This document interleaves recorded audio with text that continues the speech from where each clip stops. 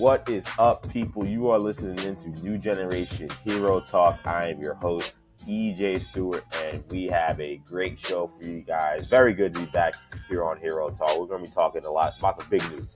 We have a big casting, or rather a big reveal regarding the future of the Superman sequel, Man of Tomorrow. We learned that Brainiac is going to be the main villain in that movie, so we'll be discussing that. We'll also be discussing the latest involving really the center of all the drama and rumors regarding the future of the MCU, Sadie Sink, and some of the things she said this week regarding her role in now not just Spider-Man Brand New Day, but also Avengers Secret Wars, which she has also been casted in, so we'll talk about that. Interesting rumors regarding one Scarlet Witch. Interesting rumors regarding Zack Snyder, a guy I never thought we'd ever be talking about here on this show, but I guess we are going to talk about him again today. So a lot to do on this show. Excited to be back. Happy holidays. Happy Thanksgiving to everybody listening. Joining me are my co-hosts, starting with Shamari Stewart. Sham, a lot going on this week. One of those big news notes also being that Jon Bernthal not returning in Daredevil Born Again Season 2. Are you surprised by that? Yeah, that's definitely a surprise. And, of course, as you said, EJ, happy, holidays, happy Thanksgiving to everybody out there. Yep. Yeah, I mean, I'd say I was surprised by that. It's one of those things I hear and I'm surprised, and then I'm like, well, he does have a special coming out. So, and he's in Spider-Man. And he's in Spider-Man, which we know he's, been working on at this point. There's like 1 billion set photos and all that kind of stuff of him working on that. So yeah, and it's, in hindsight, it's not like too surprising. Yeah. I guess for me, it's just one of those things where it's like, okay, we know he has a special, but we hope that there's more for this character going forward. In terms of like him making regular appearances. I mean, him being in a movie would seem to imply that. Yeah. The next Spider-Man movie. But yeah, it's just one of those things where if he was in the next season, then you, I guess, feel more certain, like, okay, yeah, if Daredevil's involved in something, likely Punisher will be as well. Likely they have more plans for him and so on. But yeah, I guess overall it is not too surprising, but I am happy to see we're still getting more stuff with him. He's fantastic. He was great. I thought his appearance in the last season was great. Yeah, I guess, that's about it. I'm just glad we're getting more of him. But yeah, in hindsight, this is not too surprising. I know they're really setting up this, and more these confrontations between Matt and Fisk, and then the Defenders characters showing up and stuff. So there's going to be a lot going on next season. Yeah, for sure. And I'm also not surprised by it as well. I mean, to me, the way they set up the end of last season, I took it as he's breaking out of Fisk's, underground prison to then go off with his own thing. I didn't necessarily think of it as, he's going to continue a war necessarily against Fisk, though, albeit a lot of the cops were using obviously his imagery and his, logo, to push forward. The agenda that Fisk was putting forward. I took it more as he's going to go on to whatever his future. Obviously he's going to be Spider-Man. He has the Marvel special that's coming out. That's going to be, essentially a Disney Plus movie.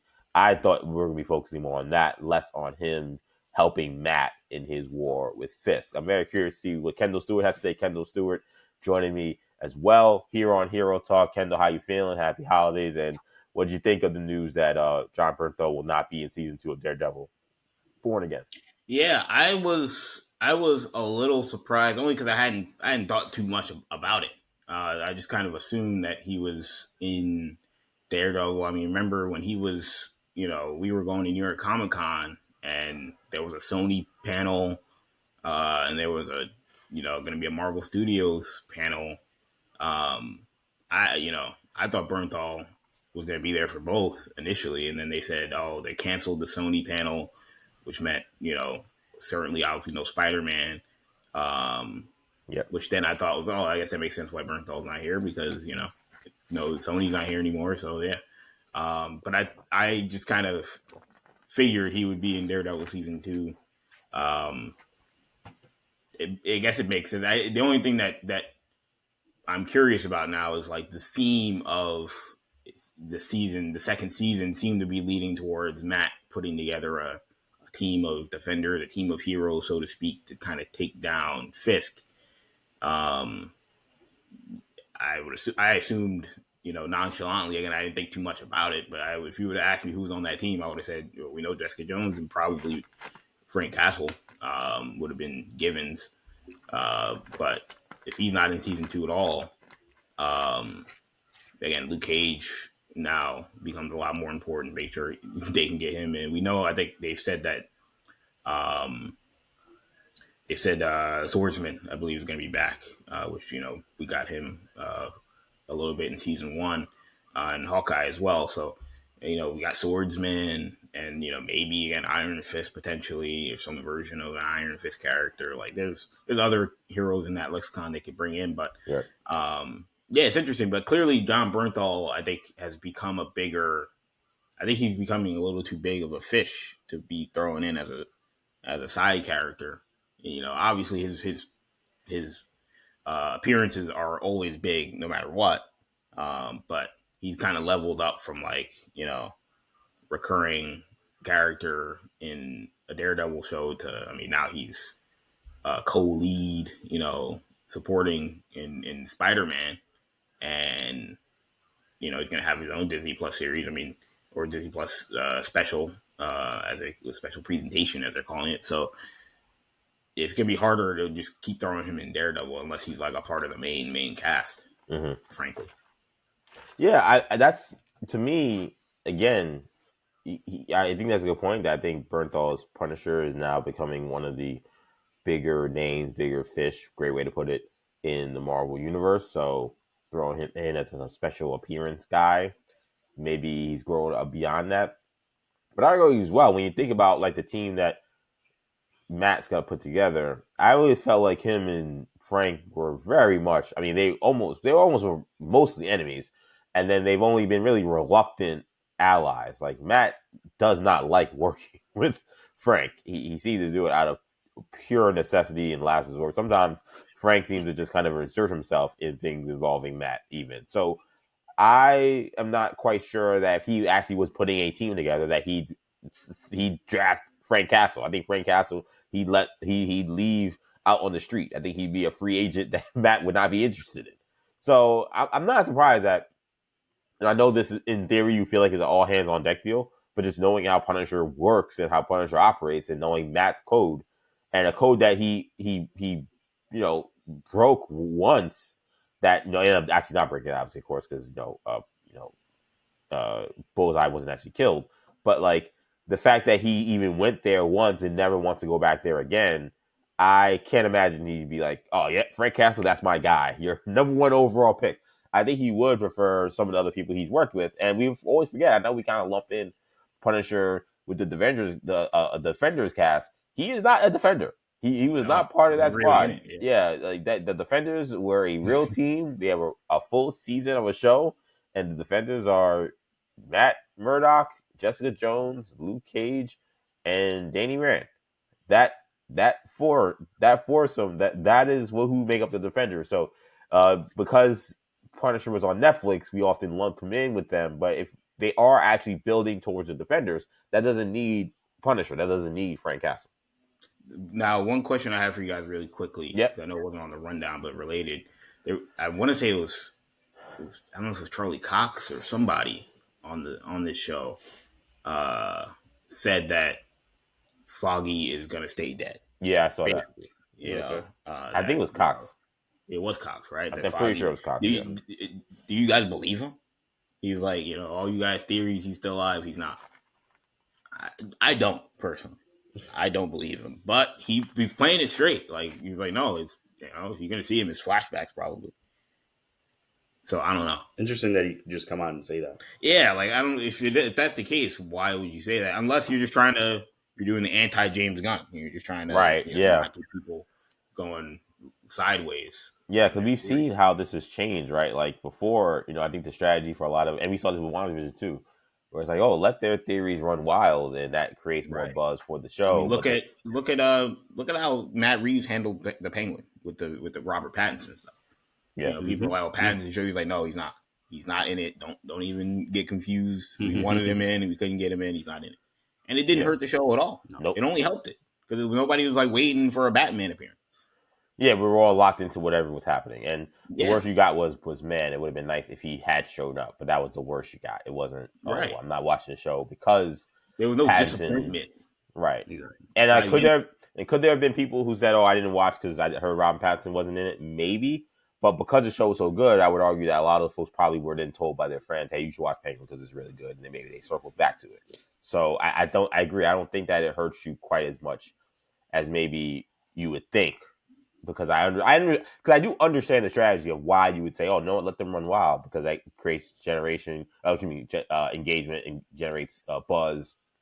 And at the end of the day, the problem becomes when you have to actually then pay off on that wild speculation that now is run out of control, and if it doesn't work out the way the fans want, then you get angry fans. Then you get people who are like, "I got screwed, I got robbed." These people were teasing us that something big was going to happen, nothing happened. Even if they say, "Well, we didn't say that was going to happen," it doesn't matter. It's like the omission of saying the truth is almost a lie. It feels like to the fans, whether that's fair or not, it's just a reality. So I think that's possible that Charlie's doing that. He's saying, "Listen, like I don't want the fans to be waiting for Foggy to come back when he's really not coming back." But I don't know. And just the way that last season ended, and some of it could have been just because of the tonal switch, and just therefore, and maybe a story switch, therefore leading us to feel more like, well, maybe there's something more to the Foggy death than we realized, and what was being shown in the first, 7 to 8 episodes.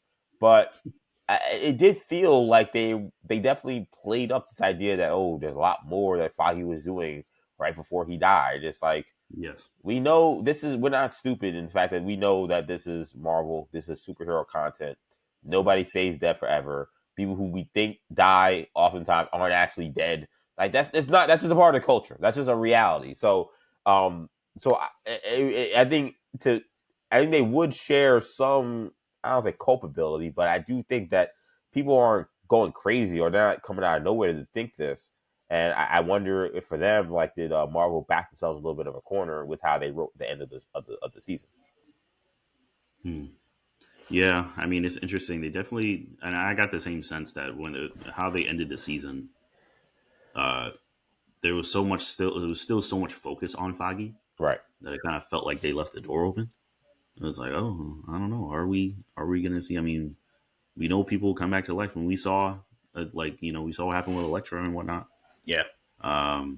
So yeah, like we know people come back to life. There's an established thing that we know can happen. Yeah, and I think I like that Shamari brought up particularly Elektra, because like this is the actual of all the like mini Marvel universes we can be living in. Like this is the one that's most likely where people will like die and come back. Right. Daredevil has died, Elektra has died. Like a lot of people in the Daredevil universe die and come back because of the nature of the hand and ninjas and things that are just connected to Daredevil's lore. So it's absolutely possible. And it's funny because another thing that I'm remembering that Cox said that was also a talking point for people last season on the is Foggy still alive thing was Cox pointing out, he's like look, Matt heard his heart stop, so yes, he's dead, like it's confirmed. And I'm like that could be true. Again, that's what a lot of people were saying last year, but like the fact that you're trying to play that up makes me think it's part of an angle. Right, it feels like a convenient thing to bring up, to be like, well, Matt thinks he's dead because his heart stopped, but maybe there's a way they stopped his heart that didn't allow him to also die, or maybe what Matt thought he was hearing he didn't actually hear. Like the fact that you bring it to something, it's not that Foggy's heart stopped, therefore he's dead. It's Matt heard his heart stop. Exactly. Well, now that's a third party person that's saying I know he's dead from what I heard, but we don't know what happened after that or why his heart stopped. Like none of those things are actually being. You didn't say the coroner, went there and like did the test. Like even that would have been more justified, I think, than that. So I'm torn. If I had to really put my like life on it, which I never want to do because I think this is actually really a 50-50 call, I probably would lean that he's dead. But I think it could go either way. I kind of don't mind the idea because I do think that look, the Foggy Nelson Matt Murdock dynamic is important, and the Foggy Matt Karen dynamic has become such an integral part of like this show. I do once I actually watched the season, I became more okay with the idea that they were moving beyond that. Like Matt had moved beyond that, his life had moved beyond that, and life moves on in general. That's just how things are. It would be weird to say, oh, he's actually alive, and then we're gonna go back to just playing the hits again that you're used to.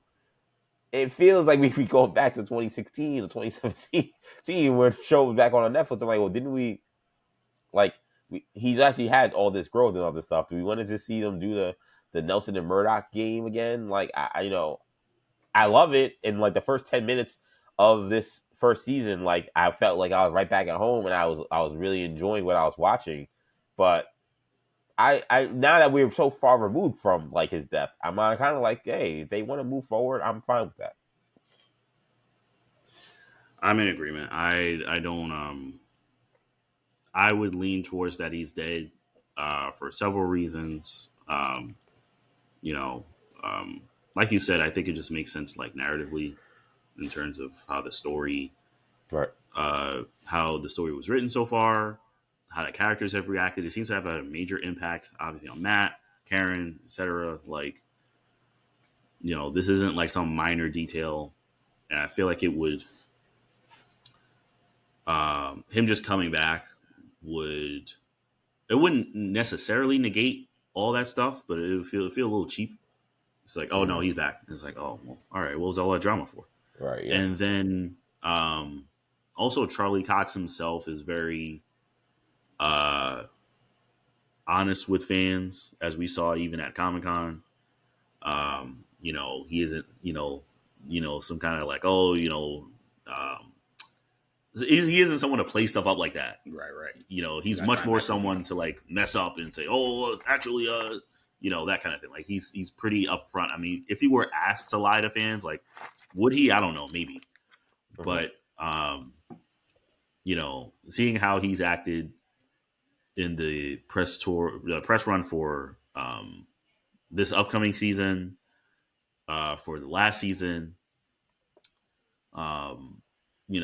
and and not to switch gears totally, but even in the video game space and other things that he's done, he's been very he's very, very upfront. He's very honest, very not someone to embellish things. So I think he's being. I take him at his word. I think he's being pretty honest. And that brings me to something too that's important. I don't know if you guys saw, and I know like obviously because we run down, this has become the open to Daredevil, which is fine. Daredevil is a huge deal. You guys saw also that Daredevil was taken off the Disney Plus calendar for whenever it was supposed to, like that March 4th date, I believe the date was. Some early I didn't March. see that. No. Yeah, so that's led to some speculation that we could be seeing a delay. I don't know if that's true. I don't know. You see these things, you don't know if it's just like a technicality or they just they forgot to put it on the calendar. You don't know. But we were at Comic-Con. We saw the first trailer. We saw the release date, but apparently the official Disney Plus calendar no longer includes Daredevil Born Again. I mean, look, March is coming up, and I mean, I don't know how much they've done or finished, or what they're trying to accomplish, but they're trying to get a lot of other people in there, and I don't know what their plan is, but like nobody's expecting Tom Holland to show up, but like again, if you're trying to get maybe a Finn Jones or somebody thrown in there, Colleen Wing, Misty Knight, like if you're trying to bring the band back together, maybe you need a little bit more time. They've had time already, but when was it supposed to release? March. Yeah, so the official thing was this is I'm here on IGN. So Daredevil Born Again reportedly facing a delay after Disney removed its previously listed release date from its official press site. So the change was reported by the Direct. On the press site, the page originally stated Daredevil Born Again Season 2 debuts on Disney Plus March 4th, 2026. But now that date is removed, and now it just reads debuts on Disney Plus 2026. So that is leading folks to think that a delay is coming. That's not what you want to hear, but we say the same thing all the time with delays. Like at the end of the day, you want to see the best product possible, and if this means they're able to add a character that they couldn't add, they have to reshoot something that needs to be done better. Like I think with the delays and the issues that the last season had, I think most fans are probably pleased that all of those changes happened. Like I think whatever season one would have been, and I think having watched those first whatever episodes, like I liked what they were doing. I thought they were doing a good job. I thought it was a fine show.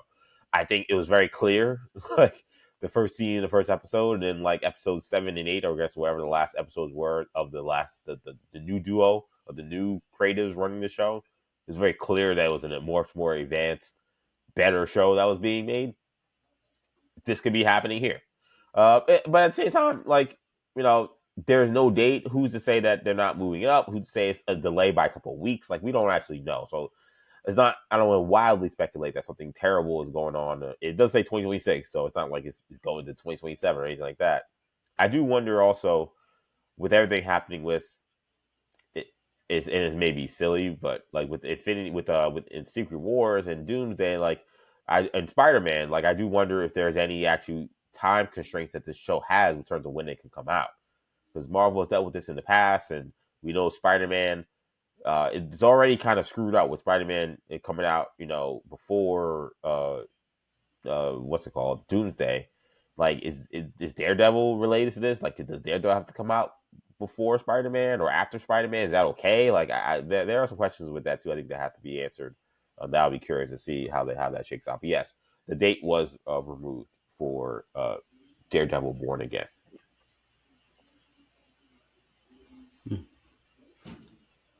So let's get the rest of the show rolling. So let's begin. Let's actually stay with Marvel. So let's stay with Marvel. We just talked about Secret Wars. Let's talk about One Sadie Sink. So a lot of attention seems to be centered around the future of Sadie Sink in relation to the Marvel Cinematic Universe. We know that because she is playing a currently unnamed female lead role in Spider-Man Born a Brand New Day. We now also know that she has been cast to play, we assume, that same role in Secret Wars, Avengers Secret Wars. So now this appearance happening twice, Brand New Day, we don't know who she's playing. Also, Secret Wars, we don't know if she's playing. So it's been a big week for everyone involved with Stranger Things, to show that she's currently on and is in their final season. And they had a big press, junket really over the last 2 weeks. And this week she was asked about the rumors regarding whether she could be playing perhaps Jean Grey, who was first reported when it was announced that she was joining the Spider-Man cast, or Mary Jane Watson. Something else that's also been rumored regarding who she could be playing, that being because both of those characters famously have red hair, and Sadie Sink is now famously a redhead.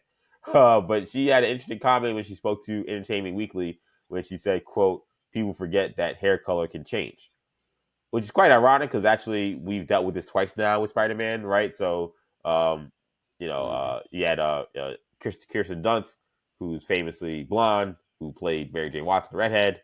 You had Emma Watson, who's famously a redhead, played Gwen Stacy, who's famously blonde. So this actually is very much like right in line with like what we've dealt with Spider-Man female leads, with them having people who are famously a certain hair color just change their hair color to be entirely different actress. So perhaps Sadie Sink knew that and she threw that in there. But is there a chance, Kendall, that like we could be getting this all wrong on the Sadie Sink casting? Boy, this is a very interesting story. Marvel hasn't done this good of a job throwing us off the scent on who this actress could be playing in a long, long time. I'll give them a lot of credit, no matter who it is, right? Because right now, I mean, we are, what, 6-7 months out from this movie, and again, we have guesses, but we really have no idea. I mean, the movie is filming actively, and we still really have no idea who she is playing. On face value, the comment, or the report about her being in in Secret Wars. If you listen to people that are, the scoopers and like the Yep. people in that space, the leak space or whatever, it's been trending towards maybe she's just playing some sort of villain in Brand New Day. She's playing some sort of villain, maybe a shapeshifter, some Spider Queen, something along those lines. I don't buy that. I think those people are being thrown off as that personally. Right. Because that just doesn't make sense why you would cast Sadie Sink to play like a one-off or even two-off villain. And why would like a Spider They Queen did it person with, need to be in Secret Wars too? Yeah, why would that person need to be in Secret Wars? Yes, And that's very true. Why cast why not cast like an A-list or B-listish like older actress to play that character?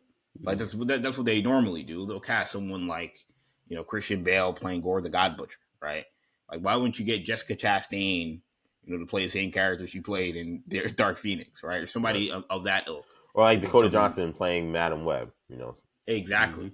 Like it makes sense because we're not building a franchise with this character. We're not expecting this character to pop up constantly. It may cost us a little bit more now, but we're gonna get more return on investment on this one movie as opposed to maybe we don't want Angelina Jolie to play a character that we expect to show up 30 times over the next 30 movies. Right. So I don't know if I buy that she's playing a villain that's a one-off potentially. Now again, could she be playing Black Cat? I mean, I guess that's a villain that could recur and stuff like that. So I'm not saying she's not a villain, but anything like multiverse-ish, I'm not buying that. And then you throw in the hair color comment. And so first of all, when I see Secret Wars, I'm thinking Jean Grey, right? That's I'm going, and I've been pretty much in the Jean Grey camp solidly, for a long time now. Pretty much since I saw her interviews last year talking about being asked about is she playing Jean Grey, and she got kind of squirrely. Right. So I've been in the camp that she's Jean Grey for a long time. Haven't really heard anything to throw me off. And then you hear that she's in Secret Wars, and I'm like, okay, I mean, whatever we're hearing, she's got to be Jean Grey. But then you hear the hair color comment, and again, maybe I'm reading too much into this stuff, and now I start to wonder: is she Spider Gwen? Yeah, Spider Gwen. Is she Spider Gwen? Because that's the other character. Again, she could be playing Mary Jane, but that doesn't really make any sense to me. But again, it's a multiverse. Who knows? Mayday Parker is another one that I think is plausible from a story perspective, especially if they're really playing up the Tobey Maguire thing. And again, people seem to think Tobey Maguire is in Doomsday. I haven't read so much into the Doomsday stuff, so I don't know who's in it, who's not at this point. But allegedly, Tobey Maguire might be in Doomsday. So if Tobey Maguire is in Doomsday, then maybe that ties into Mayday Parker being in Secret Wars. I could see that. But Spider-Gwen, that's a brand, right? That's a character you could build a brand around. That's a character you can make spinoffs for. You can have show up in spinoffs. Yep. Frequently. So that's the only other one that makes sense to me. But I'm still on the Jean Grey bandwagon if she's in Secret Wars. I think I'm assuming look, she's an actress. She knew she was getting ready for the Stranger Things tour. Marvel knew she was getting ready for the Stranger Things tour. I'm sure they gave her a couple lines to read. If you get asked about Spider-Man, who's your character, just say, "Oh, you guys forget hair color can change." That's going to throw people off the scent. Right. So I'm sure she's been prepped, and so I'm sure those answers aren't necessarily going to, reflect the reality of the situation if Marvel's smart about it. So, yeah, my gut tells me she's still playing Jean Grey. But if she's not lying about the fact that she's maybe not playing a redhead character, then I think Spider-Gwen is the I keep saying, I'm calling her Spider-Gwen. It could just be Gwen Stacy straight up. Right. Yeah, I don't imagine that they are casting her to be in Secret War. And showing up in Secret War that she's just Gwen Stacy, OG proper Gwen Stacy. I doubt. Yeah. Yeah, head black headband, green jacket, black right. black dress, Gwen Stacy, yeah. I mean, I'll be honest, I hate to say this is like, I wish we need to get a sounder for like hot take alert. Like I just hit like a blaring button to hot take alert. It's not a hot take I had ready, but it's just something that I felt as Kendall was saying what he was saying. I think the only character that could actually make me really mad about this casting is if Sadie Sink is playing Spider-Gwen. I get why Spider-Gwen's popular. I get why Spider-Gwen would be in the mix if we are talking about a non-redheaded character. And I get why Spider-Gwen should probably be in live action. I get all those things. And I also understand. I know I'm doing the thing that they say you never do with hot takes. You don't just say all things that you don't believe. Say that you do believe. But I also understand that like we actually oftentimes overrate OG Gwen Stacy and like her influence in Spider-Man. Like she was not around as long as we remember. She wasn't as many comics as we remember. like I get all that. But to me, I just think all of this hullabaloo to then reveal that it's just Spider-Gwen, a character that they've been like, I don't want to do the thing shoving down their throat because it like insinuates things that I don't think they're doing. I think it's a very popular character that has a lot of fans and has a lot of interest and is that generally pretty They're cool. definitely pushing. Right.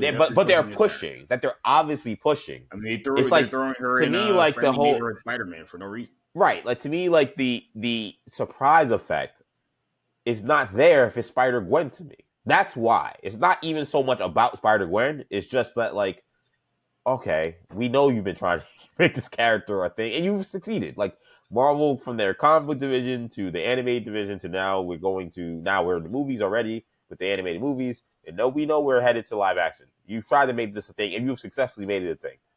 But to then make this whole hullabaloo where for a year we're doing this game of who the hell is Sadie Sink playing, and we're allowing ourselves to believe she's playing Jean freaking Grey. Like we're that excited. That is the peak of like where we are in terms of like how cool this could be. And we go to a character that you've been pushing for a decade. It's like, all right, like that would upset me. I'm sorry. Like that, I would not be like super excited or thrilled for that. I'd be like, this is something we knew they were going to do. We knew that they wanted this.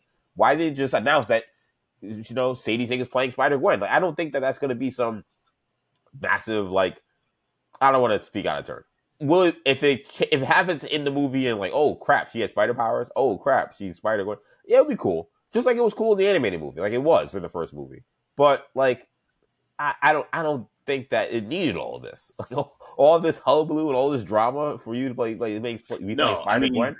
You just don't need that. Now, if she was playing Felicia Hardy, I'd say okay, like it's a lot of hullabaloo, but like we have not seen the Black Cat. We've seen Felicia Hardy. We've not seen the Black Cat in live action. Like Black Cat's another character with a lot of fans, a lot of hullabaloo, a lot of connection, obviously, to Spider-Man. Like that's a cool casting. Why they need to be in Secret Wars, we'd have to discuss that, but whatever. I think even OG Gwen Stacy, it's like, oh wow, nobody like. I didn't think they'd go from MJ to Gwen Stacy. That's going backwards and leads to maybe understanding Tom Holland's Spider-Man is going to have some more heartbreak. But okay, I would understand it if it's actually the Gwen Stacy that's the Spider-Gwen version. I'm like, we had to do all this for Spider-Gwen. And here's what also doesn't make sense to me if it's Spider-Gwen, and this might also be a slight hot take, but I feel like Spider-Gwen, of all the characters we've talked about, is the one that you'd want to get out in front and say she's in the movie and that's who she's playing. Exactly. To get people to want to go. Mm-hmm. Or exactly. like, I know Spider-Man's not like he doesn't need that much help from a box office standpoint, but like that's just another, because the Spider-Verse movie is so popular right now that like putting that character in trailers and stuff is going to be, oh wow, what's going on here? This is kind of wild. I mean, guys, we've been to Comic-Con now, even before the movie came out. But let's just say we've been to every Comic-Con mostly since the movie came out, the first Spider-Verse. I mean, when you think about female cosplays, is Spider-Gwen what, top 2, top 3? Like no lower than top 3. No lower than top 3. That is one of the most popular cosplays for all bodies, all ethnicities, all shapes, all colors. You want to put that in all the market. Why the hell would you hide that? That doesn't even make sense. Like if Jean Grey, makes no sense. Mary Jane, like as much as those are way bigger characters, like from a marketing standpoint, maybe Jean Grey with the X-Men part of it, but like from a, you put it on a poster and all that, like it's not really, especially again in the context of why she'd be in the movie. Like, yeah, that's probably something you'd want to hide. Like, I get that. Mm-hmm. Again, Gwen Stacy is like, if she's playing Spider-Gwen, that's something you put all over the place by Marvel. I mean, it would surprise me if this was in part like a Spider-Gwen movie. Right. That would surprise me. Right. I'm honestly not expecting that. I feel like, because once the promotional stuff, she's talking about hair color, once we start getting like trailers and posters and things of that nature, we'll see if she's blonde. Like we'll see. We'll be like, oh, okay, so she Gwen, got it. Right. It's not gonna be hidden. It's not gonna be the speculation will basically at that point end. Yeah. I don't think she'll be Gwen or Spider Gwen. Um, my belief is that they casted her. I think we were on the money from the beginning. I agree with your initial theory, Kendall, that they're just trying to throw us off the scent. I think they saw good actress, fiery red hair. We have characters in this universe that are going to have fiery red hair that we want to be on our screen for the next 10 to 20 years. Let's see what she's got. And I think we're on the money. I think this is throwing us off the scent. And I think that'll be revealed once any trailers or posters or whatever start coming out. But yeah, otherwise, I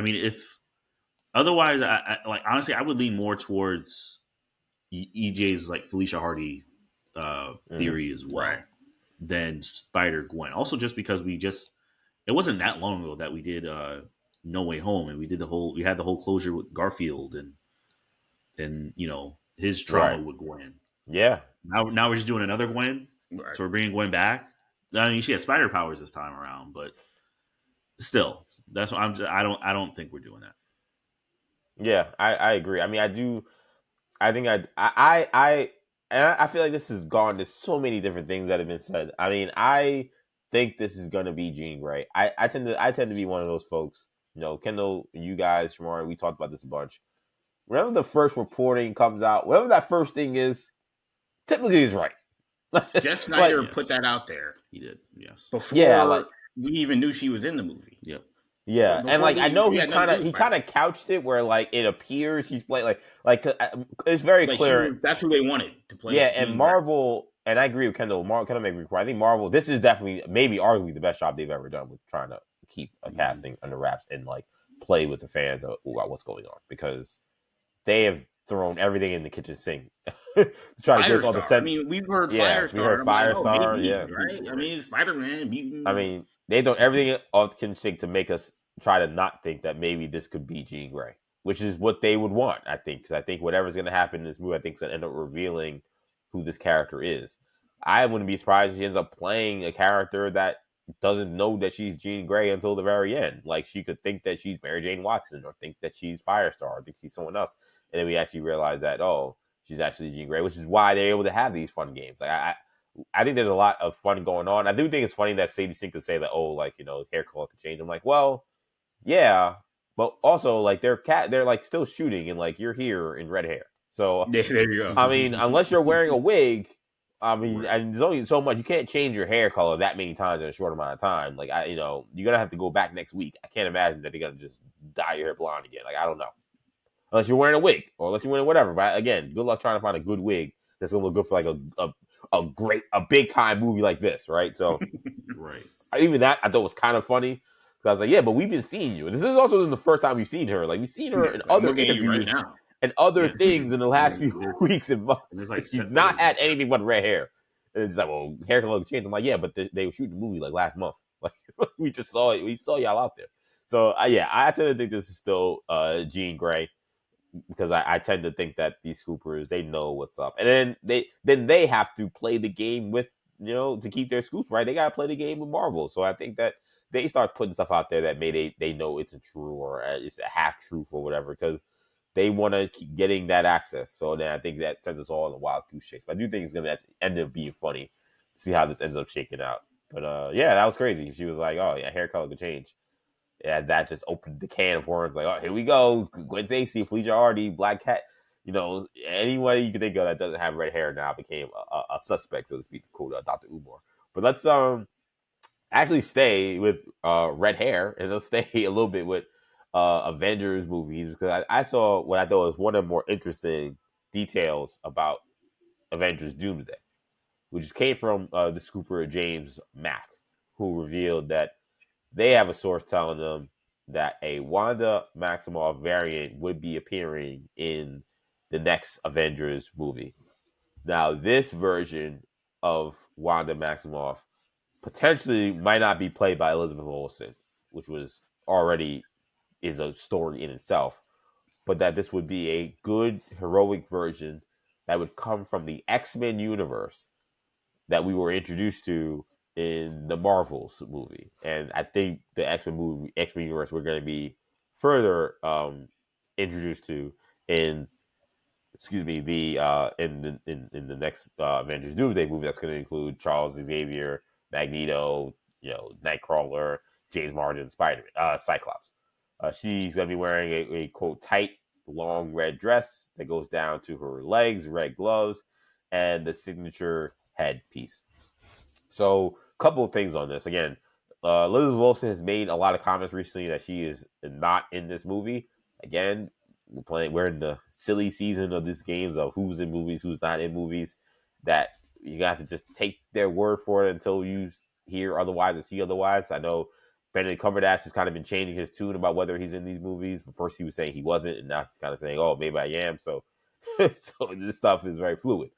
But what I found by this jam that was interesting, I want to ask you is, do you think that this could eventually foreshadow what Marvel wants to do with the X-Men and the Scarlet Witch character post Secret Wars? Because I think one of the biggest issues I think a lot of people had with WandaVision and the Wanda Maximoff character, as popular as she is, one of the more popular characters that Marvel currently has, but that there is no connection to the X-Men universe or to Magneto. And when WandaVision came out and there was no further connection to Magneto in it, a lot of people got frustrated.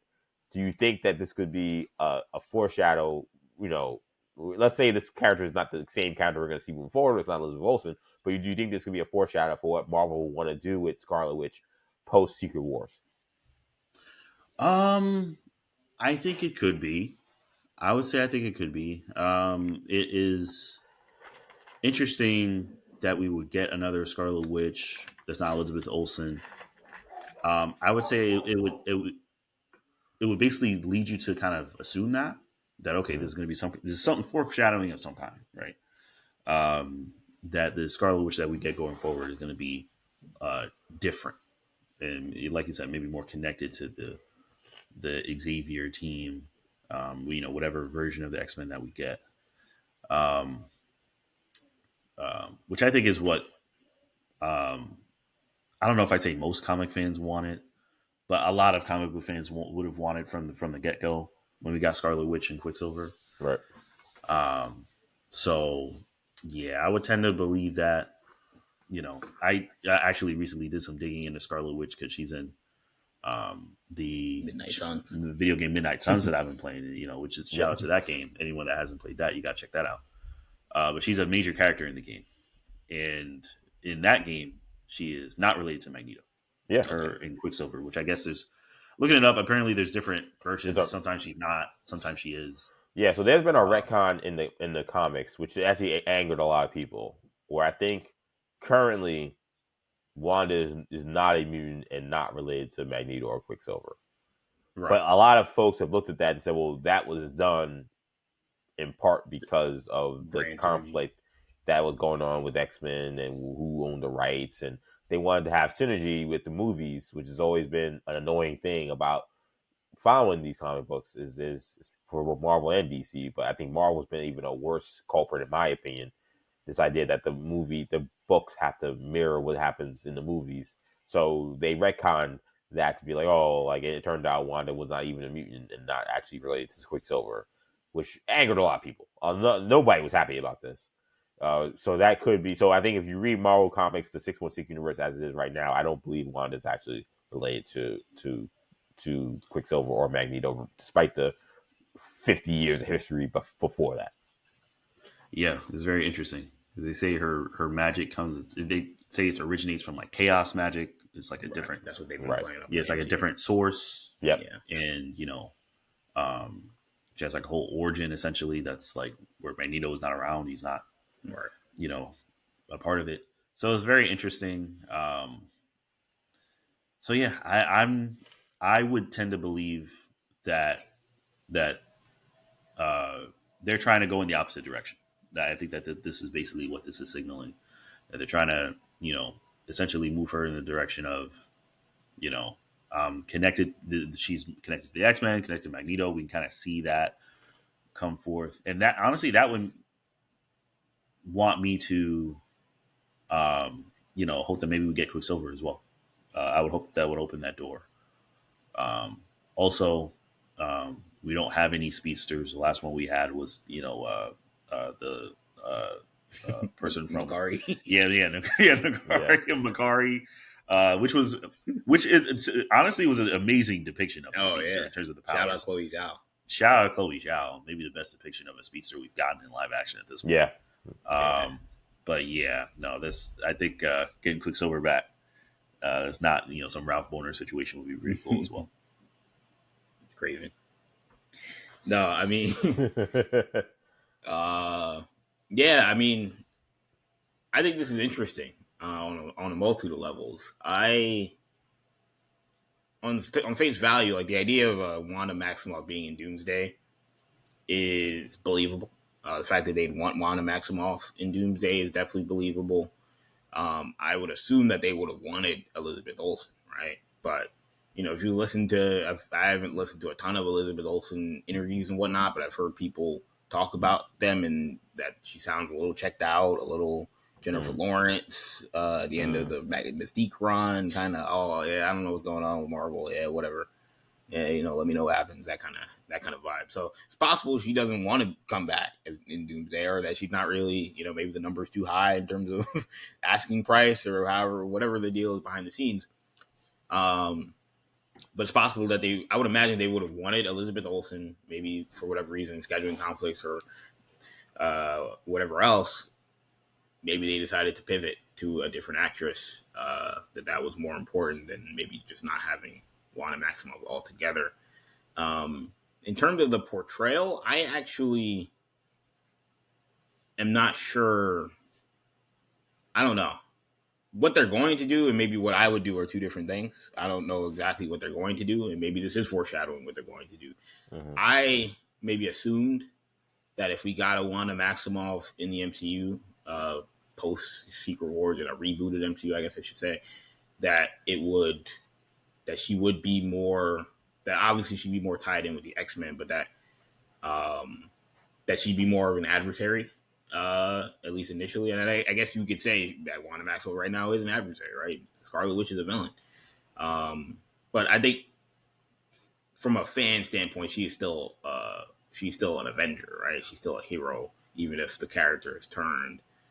She still has like a massive fan base, so it's hard for me to view her as like a villain, so to speak, even if that's how Marvel wants us to view her. I think even how Doctor Strange in the Multiverse of Madness ended, I mean, she does kind of redeem herself a bit. Yeah, they kind of try to redeem her as well. So it's like, I would think if you're gonna reboot it, you could still, you could have her part of the X-Men or part of the Avengers and do all that again.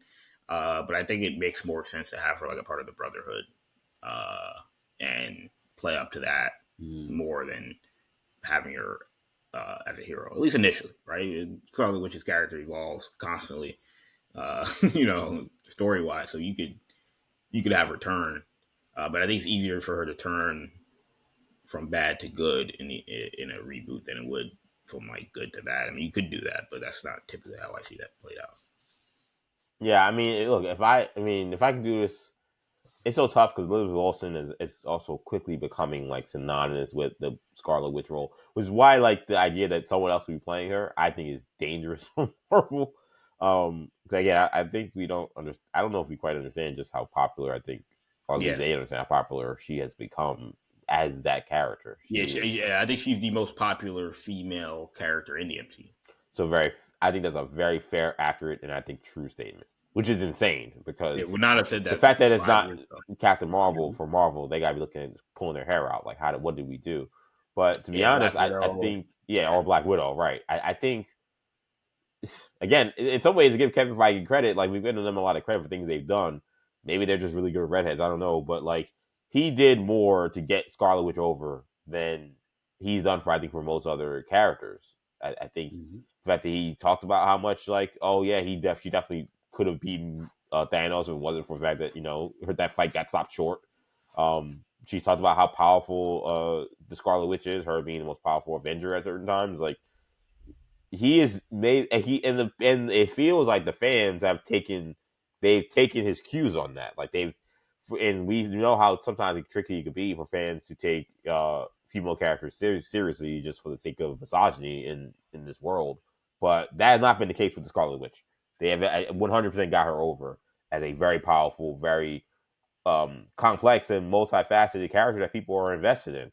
And I think for them to put anyone else in that red headdress, it better be somebody who's really good in the role, or somebody or that person maybe doesn't have as big a role in this movie as maybe James Mack is playing up, because I do think that could be a little bit controversial because of how much Elizabeth Olsen has enjoyed that role. But I agree with Kendall. I think if I was doing this in a perfect world, I would probably move on from Elizabeth Olsen. I don't know if that's possible. Like it just might not be possible. She's too much in the prime of her career as an actress. She's too good in the role, and she's too popular. But I would prefer to have Scarlet Witch and Quicksilver much younger, and have them, like Kendall said, be in the Brotherhood of Mutants, and watch them make that turn to them becoming an Avenger. Like, I think that's what's very powerful about their stories, is to see that turn for the years that you read through the comics, and then to see like how like complicated it is. Like I think in many ways, the reason why I think I really like Wanda and Pietro is because I think they show that like growth as a person is just not linear. Like, you don't just, oh, like I'm bad and I'm just good and that's it. Like, those are two characters whose histories are extremely flawed. Like, they have terrible moments and they become heroic Avengers, and they become bastions of like the highest heroic thing you can be, but then they have other low moments, and some of it their fault, some of it not their fault, and some of it leading to them being ostracized, and how they react to that and how they handle that. I think seeing those characters deal with it, I always thought made them quite interesting, quite compelling. Marvel, because I think of the nature, again, the reality of like they didn't have the rights to Fox, they didn't have the rights to the X-Men. I think they tried to basically supercharge that all in one movie. But they were just like, all right, have them working with Ultron, have them working with like Von Strucker, and like, so they're kind of evil in the beginning, just like they were in the comics with the Brotherhood.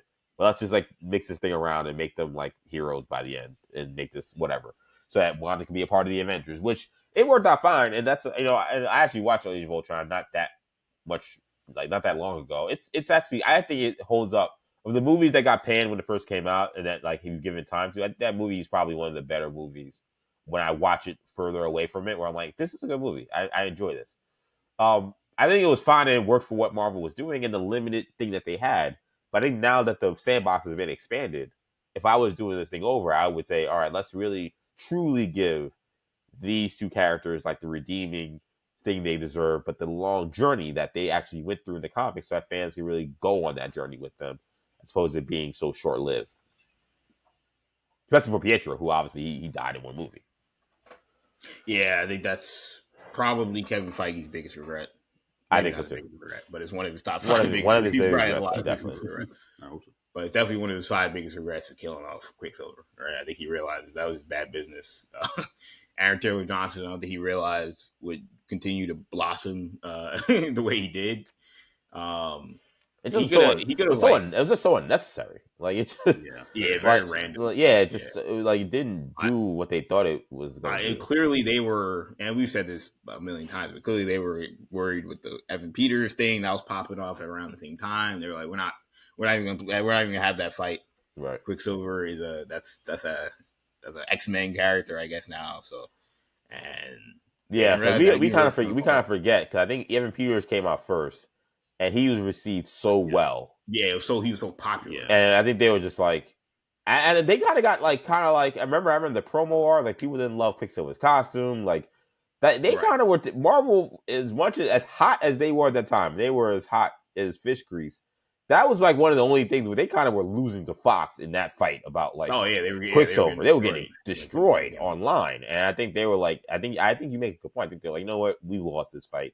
We don't want this fight. We're already 100 times better than them.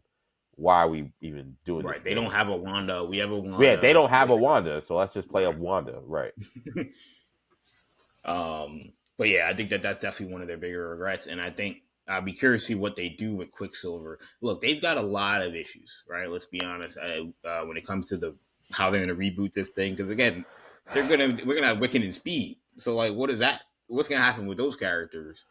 On top of like, if you reboot this thing, like, I mean, I guess Scarlet Witch and Quicksilver are going to be adults to some extent. I would think, and Wiccan and Speed might still be around. Maybe not. They've got a lot of things they've got to work through when it comes to this reboot. But, I would love to. I would love to know the way James Gunn.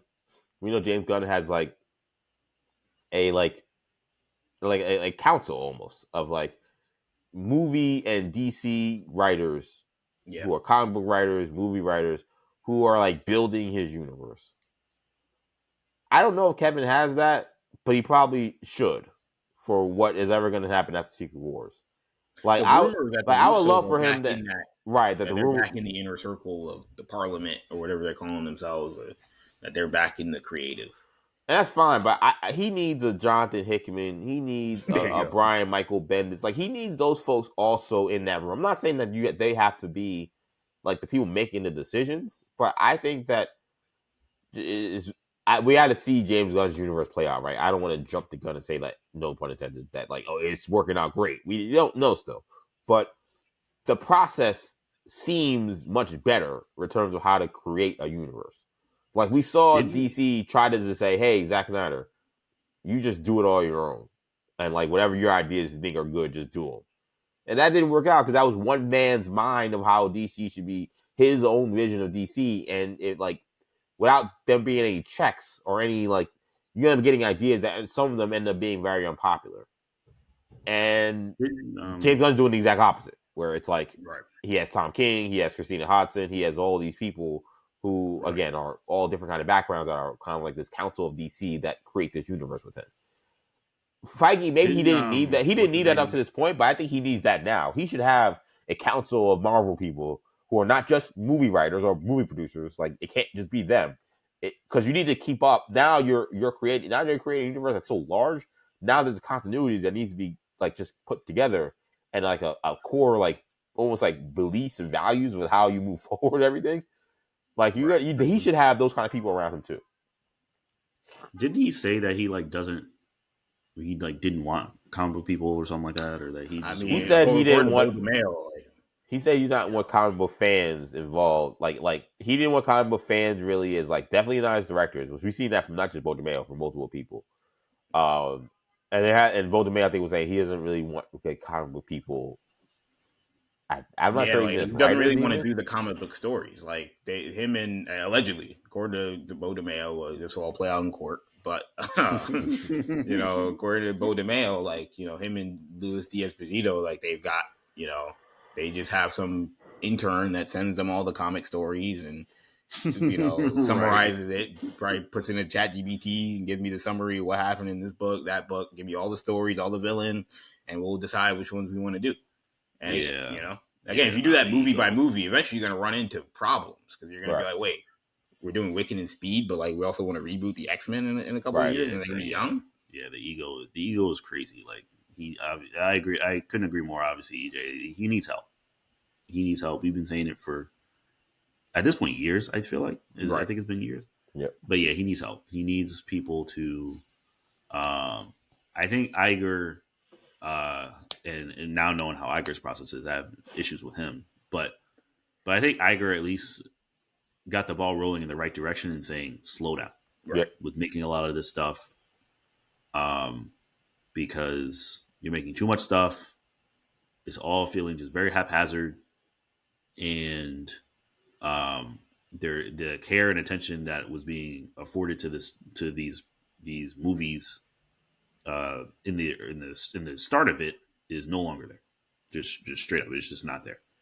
So he absolutely needs help with getting a lot of this sorted out. Because you're right, talk about getting Wiccan and Speed, and then maybe we'll get Wanda and Pietro back, which I want to see. But he also has to balance getting the X-Men back, and then keeping Hugh Jackman, right? Right. Like, none of this makes any sense. Yeah. Yeah, it's way too much, and yeah, we gotta see. We have to see how they reboot things, and how it ends up looking. Yeah, we do. It's gonna be interesting to follow, but yeah, they're gonna have to really. This is gotta be airtight. Like Shamari said, like some of this stuff have been too haphazard, and some of that stuff you can get away with. Like they've had some good projects even in this haphazard Infinity Saga era. That's not going to happen if you create a new universe post Secret Wars in this new era. Like they're not going to survive this next era if this is haphazard as this last era has been. I think we all can agree on that. Let's shift things over to DC. So, the big reveal a couple weeks ago, the confirmation from James Gunn himself. Which, by the way, I really enjoy that. Like he just confirms things. Like we don't got to like go through three different sources or we're hearing reports or something. Like he just says he goes to Hollywood Reporter, goes to whoever says, "Hey, this is what's happening here." So we learned a couple weeks ago that Brainiac was revealed to be the main villain of Man of Tomorrow, the next Superman movie, which is a Superman Lex Luthor team up movie.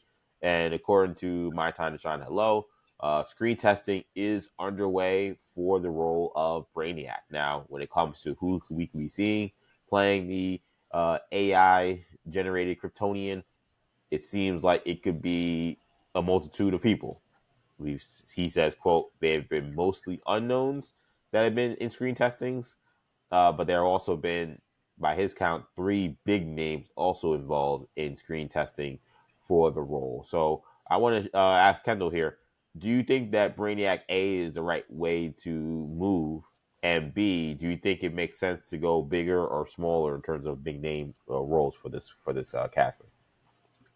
Um, yeah, I mean, look, I think Brainiac makes a lot of sense. I'm I'm always open to doing villains that we haven't really seen done in live action movies, and so Brainiac is one of the bigger ones on the board that uh, hasn't really been done, and Yep. so I think it makes a lot of sense.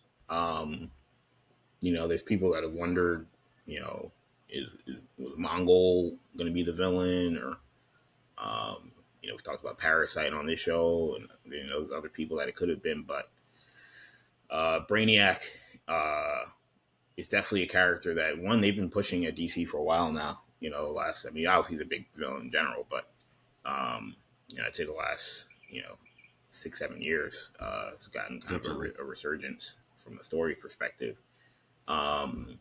and it makes sense given the story where the story is going and where it ended in Superman. Like, EJ, you long had the theory that maybe the Kryptonian message from Jor-El might have been, Brainiac Oh, corrupted. I'm cashing in on that theory. Oh, baby, Yeah. I feel good today. I know EJ's holding on to his stock there. It's definitely looking more likely that may have in fact have been the plan from all along. And so people that were, freaking out about, they retconning the They L's ruin and, the L's. and all that, may have to eat some crow in a year or two. But the to me, again, I think that this is a win in terms of the casting. I would probably cast somebody big. It goes back to what we were talking about with the Spider, with the Sadie Sink, Mm-hmm. villain casting. If she's playing a villain, like if you're gonna cast a villain, I feel like you might as well. I'm not saying like it's got to be, if it's not Brad Pitt, like I'm not gonna see the movie or or anything. But Right. I just think it makes sense if you're from a business standpoint, if you're trying to sell the movie. Um, now Brainiac's a particular kind of villain, right? You can't. I don't Yep. think you can just have any A-list actor and just throw him in and say, oh yeah, it's Brainiac. Give them a green hue. Right, exactly. Hmm. But there are actors, maybe not off the top of my head, but there are definitely actors that can kind of do that really cold, stoic, robotic energy. Yeah. And so I think that's definitely what they're going to look for. And I think it's probably going to be somebody that we recognize, I would think. But if it's not, again, if they can portray that same, energy, I'm totally fine with that. I've got a bone to pick with James Gunn, as you Oh, guys know constantly, but I got another one. Mhm. But I'll get to that after you guys go on your Brainiac. Can I give you my pick for Brainiac? How's that? Okay. We don't normally do this. What do you think of Mads Mikkelsen? Mads Mikkelsen is Brainiac. I mean, I think he's already got. I mean, he's already got the kind of cold stoic demeanor. He's kind of got the unique facial structure. Yeah. A little older. I know he's 60, but I mean, I don't. I think that's fine. I think it's Brainiac. It's not Spider-Man. I think he'd be dope. Look, I've thought Mads Mikkelsen would be a great. Thought he would have been a great Doom. Think he'd still be a great Magneto. I think Brainiac. I'm all for Mads Mikkelsen as a villain in general, but yeah, I think Brainiac would be a good fit. It also reminds me his brother Lars Mikkelsen plays Thrawn in Rebels and in Ahsoka, and that's a kind of another similar kind of stoic, robotic, calculated, analytical villain. So it's the same energy. So I like where you're going at. Yeah, it's an interesting one. I could definitely see it. I agree. My mind went right to Thrawn because, we see his brother play Thrawn, and he voiced Thrawn before he played him in live action. And yeah, I mean, I could definitely see Mads Mikkelsen. I mean, he's good at those kind of villain roles. It's kind of like I don't know if I say creepy, but like just those like very dark kind of roles. I haven't really seen him play someone quite that calculated yet detached, but I think he could do it. Yeah, I think this is very interesting. The only people when it comes to people I've seen play roles like that, my mind goes to people that have played, obviously, of course, Spock. Star Trek. We have Zachary Quinto, who also played Siler. Right. But and then we have the current person playing the current Spock in the Star Trek universe, who also does a good job. They're obviously very robotic, obviously. Right. I even thought about this guy's not played, as far as I understand, at least not that I know of. He's not known for being a villain, but I almost thought about Clark Gregg. Like with Clark Gregg being interesting, because we've seen him play robotic characters before. That's true. He's always very happy-go-lucky a lot of times we see him. But yeah, the other guy I thought about too was Cillian Murphy. Yeah, Cillian Murphy. I figured again another Doom fan casting. Yeah, that was the other. That was where my head was going at as well. That's aiming probably too. I just don't want to see that, right? Because I just think I want Cillian for a bigger role than Brainiac. Brainiac's a huge role. That's not a small. Not a small role. It's a one-off. Again, you cast somebody. No, the thing about Brainiac is he's never a one-off. He's like Ultron. He's never actually dead. He's never gone. He always comes back. He's the ultimate guy that always comes back more than anybody else. He's AI. Yeah, I mean that's true. And it's not like again, I don't. I'm not necessarily casting Cillian Murphy for a hero. Not saying he can't, but at this stage of his career, he's probably going to play a villain. But yeah, I would still aim higher than Brainiac personally. Now again, he can't be Doom, right? They already screwed the pooch there, but in terms of the fit, I mean, I buy it. He also is going to cost. I would imagine he costs a lot, but if he's willing, Well, remember, we always forget that, because Rachel Brosnahan and Corn Sweat's on a they signed the 360 deals. Yeah. There's a lot of they got a lot of cat room over there in DC. They signed those 360s, and what's the name was the only smart one, Lex. He was just like, nah, you got to sign me to a real deal. I'm a real movie star. So those other actors are on 360. They're on vet minimums. So they got another max slot that they could get in there, especially with how well Warner Brothers did this year. They were one of the few box offices in terms of big movie distributors that actually did pretty well in 2025. Right. Yeah, that's a good point. I think I definitely think Cillian Murphy could play Brainiac. I don't have any real fan castings at this point. I do find it interesting that they apparently this report saying that they were already looking at unknowns. Yeah. I think Gunn definitely prides himself on like doing research when it comes to his casting. He's not just going on Reddit and saying who's fancast.com and seeing who people want to play Brainiac.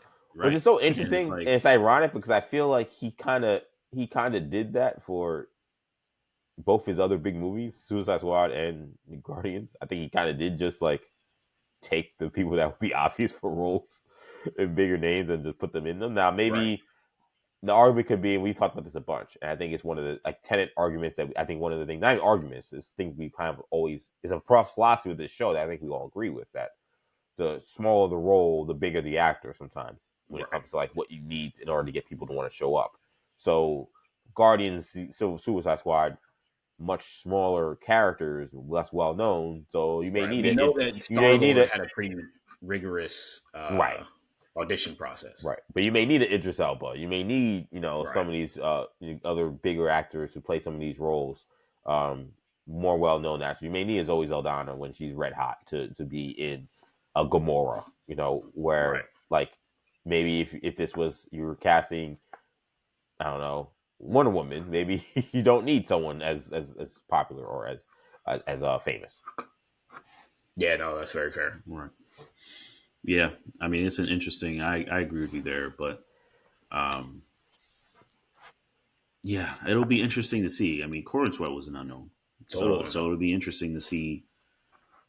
Probably what looks like it may likely be another unknown. There was play off of him. There was another guy that was in the mix for Superman, allegedly, that someone put out a thread, because, James Gunn doesn't tweet, but put out a thread about, like, this guy should be Batman. And the tweet didn't even go viral, but somehow James Gunn found it and was like, yeah, this guy's a great actor. And people are like, I don't remember the name, never heard of the guy, but people are like, oh, I guess this guy's going to be Batman. James Gunn going out of his way to reply and just say, this guy's a great actor. Like, so yeah, I don't, again, he's not necessarily. Oh yeah, I think I remember. I saw. You heard about that, yeah. Like, well, also knowing James Gunn, he also could have been like, ooh, who's this guy? I never seen his work. Then go watch like two or three of his movies and be like, hey, this guy's good, just because he doesn't mind throwing his weight around. So yeah, I would assume even for Batman, like he's talked about how there's A-listers that want the role. I believe this was Tom Brittany you're talking about, right? Yeah, sounds about right. I'd imagine Batman's not going to be somebody that we recognize. Would be my guess. I said I had a bone to pick with James Gunn. Yeah. What's your bone to pick with James Gunn? We did get a new show announcement from DC as well, in the form of a Jimmy Olsen series. Mm-hmm. I think this is a terrible idea. Why is it a terrible idea? To me, I think if you're DC, where they're at in their studio, and then to confirm, it's a live action series. Live action Jimmy Olsen HBO Max series. Allegedly, it was going to be called DC Crime. Yeah, DC Crime. No, that's not the case. Not the title. But then some people are like, "So this isn't happening." He's like, "No, it's happening. It's just not the title." Going to be set in the Daily Planet. No Clark, no Lois, but going to be a Daily Planet, Jimmy Olsen led show about them investigating stuff. Whatever. Like the project alone by itself in a vacuum is a great idea. Mm-hmm. Like, I would watch that show. Generally speaking, I love the Jimmy Olsen character we got from Skylar Giordino in whatchamacallit, in Superman. But in where they're at DC Studios, where again we don't have a Batman, we do have a Wonder Woman movie coming out, so I will give them credit there. But we don't have really a lot of Justice League characters. We can't do we can't be fast tracking a Jimmy Olsen series. And I know it's probably easier to fast track, like from a business perspective, like from an operations perspective. It's like, look, we already have an idea, we have a script, we have a main character. Casting's not gonna be that hard. We already have a bunch of the cast probably already in tow. It's a lot easier than doing a Green Arrow show or something like that, which we already have. We've already seen the Green Arrow show, so I'm not sure if I want to see another one. But again, where you're at with DC Studios, it just doesn't make sense. I really don't think it makes sense. And I'm not somebody. Usually, I'm like all for green lighting anything, saying, look, uh, Mm-hmm. I will take all the superhero shows I can get, but this is absolutely holding us back from something else. I mean, I would even take it a step further and say I don't care about the show, and that I will watch it. That might fall into the Batgirl category of I'll watch it if we need to talk about it. But Wow, otherwise, Shamari, I mean, you like Superman. Batgirl? just Or because Batwoman, you mean? or Batwoman rather. Batwoman? Yeah, my bad. I wish we had a Batgirl show, but yeah, no, like this I don't. They say always going to be investigating things. I may have All to right. see it. Can I add I a may have to detail see to it. this that may either impress Shamari or make him less likely to watch? Yeah, So please do. the Yeah. key villain for this series is supposed to be centered around Gorilla Grodd. Yeah, I thought about it. I was gonna say I think it was Grodd, right? Yeah, Okay, Grodd. the villain's Grodd. Yeah, Grodd is the villain of this show. This show is to be centered around him. Obviously, led of course by Jimmy Olsen. Which sounds like My Adventures with Superman, right? It wasn't Grodd, but it was the other guy, Yes. Mansoor, Yes. whatever his face. That was a storyline in that show, Jimmy Olsen and the gorilla. So I'm like, I've seen this before, but All right, still, Grodd is the villain. It's a pretty Don't big know DC what- villain. Yeah, don't know what Jimmy Olsen's going to do, right? Like, and it's like always reporting. I'm like, I don't care. I mean, I hate to kind of put it like, just in the sense of like, what is he going to do? Unless we're doing a Supergirl and he's going to turn into Guardian or something and he's going to try to fight him. that's right. I've seen the Jimmy Olsen. But otherwise, and they're saying we're not going to get any Clark or Lois, which I'm like, if we got Clark or Lois, then at least I'd be like, okay, he is like an important part of this. Like, I'm sure they could show up. I mean, again, they're not on max deals at DC, so I'm sure, like, if they're not busy, which again, Corn Sweat, it's like, what else are you doing, Corn Sweat? Yeah, I'm sure he could show up, but So yeah, if they show up and they're a part of the show, right, then that makes it. Then I'm more intrigued. If it's just him and whoever else, these girls that were chasing him or whatever, and he's just him and Deathstalker. Yeah, it's just if it's just that, I'm not interested in that. So I think the problem with this is the problem with doing this with Superman. And I don't want to sound like a Superman hater because I think we've bigged up the Superman movie, bigged up the Superman character since the movie came out. So I think we don't qualify Superman haters. But with that being said, for those who dislike Superman and those who think that Superman is boring, I think this is kind of what we're talking about a little bit. Like any spinoff involving anything involving Batman has some legs to it. Where you'll at least listen. Like you'll listen to like, oh, okay, you want to do Batwoman? Okay, I'm listening. Oh, you want to do Clayface? I'm listening. That seems weird. I'm listening. I mean, we heard about Jeffrey Wright, James Gordon, Jim Gordon Gotham City, spinoff. GCPD show. Gotham City PD. We were like, okay, I'm listening, right? I'll listen. The problem, but that's because I think Gotham City and Batman's surrounding world is just more interesting than Superman's surrounding world. So I think to try to do a Superman spinoff with anybody that doesn't involve Superman that's not Supergirl is a lot more challenging. So to me, I look at this series and I say, well, Grodd's in it. So if you tell me this is my gateway to Flash, I'm interested. But it's hard to really understand why Grodd is involved with a show involving Jimmy Olsen. I'm still trying to figure that out. Like why? So they're investigating. It sounds like it seems like reporters at the Daily Planet, but not Superman or Lois, which seems weird. Are investigating superpowered villains and what they're up to. But again, why wouldn't Clark or Lois be interested in that? Clark is literally the crime fighter. But okay, and then it's the big fish is Grodd. I'm like, okay, well that's a massive big fish. Again, why aren't you calling Clark? What's Grodd's involved? But like, again, I'm just like, okay. I will say that I think that James Gunn did a phenomenal job of actually like making the Daily Planet crew seem like a fun crew. and 100%. seem like great supporting characters. There's a lot of people that wanted to see more of them in the movie. Yeah, but this almost feels a little bit like the traps that Marvel will fall into, which is like almost like getting too high in their own supply of like things they do well and thinking like, oh, let's just give you 100% more of that. Oh, you liked Agatha that much? All right, let's just give Agatha a show. Let's spend now X amount of months and time and money in casting to forget about if you wanted to see like Iron Fist rebooted, or forget about if you wanted to see like something involving the X-Men. But like, you guys like Agatha, so we're gonna lean in on Agatha right now. Like, it feels very like a Marvel playbook, and it's a bad playbook. It's a playbook that like does not really work. And Marvel was our playing attention, that playbook. Kendall, our attention is fleeting. Like what we love now, we won't care about in 48 hours. Like, it's just so the time it takes for you to make this thing. Like, now, to be fair, they're making a Superman movie that's supposed to come out, I guess, very soon. So in theory, maybe they're like, well, listen, like Jimmy Olsen, you're gonna see him again in a couple of years, or a year. So like, I mean, maybe they, but then at that point, like, what are you gonna do besides Superman? You can't, right? You got to get outside the Superman playbook. There's two things there. One, again, Marvel, they did the Agatha thing. It's like year 15 at this point of Marvel, right? Like, right, yeah. we have done a lot, right? We still haven't done X-Men. We still haven't done, like you said, some of the other stuff. Right.